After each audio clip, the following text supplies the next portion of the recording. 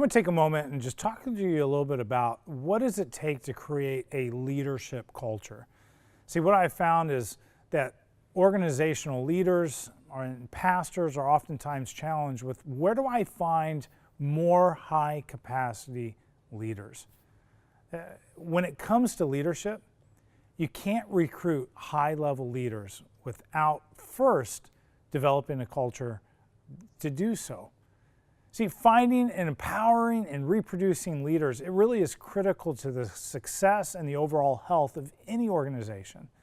In the church world, our kingdom growth is really impacted by the number of leaders that we raise up, but also how many we send out.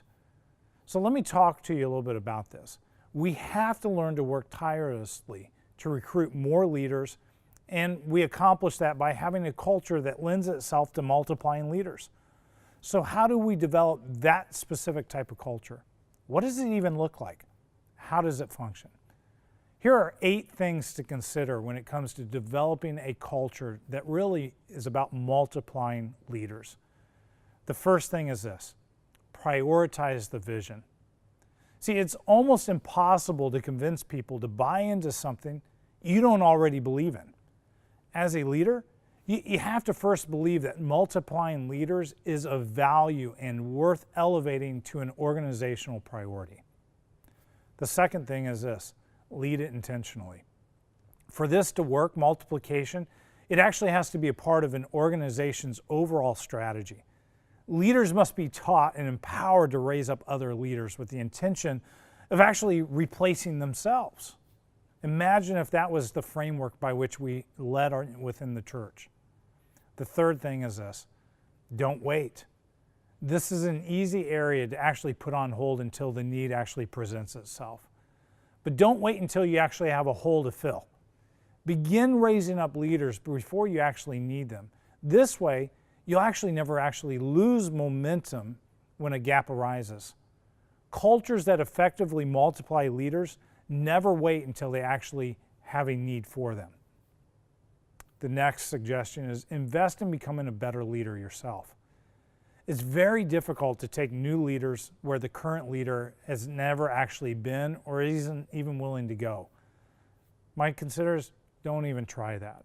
So grow and foster who you are as a leader to go to the next level. Next suggestion is take time to foster humility. See, leaders must not be afraid of new leaders, and that new leaders could potentially actually lead better than how they lead currently. When leaders allow people to shine under their leadership, it actually advances their overall ability to lead. The good news is today's generation, they actually like honesty, and they will gladly follow a leader that they feel they can personally trust. Next, take time to pay attention to your environment.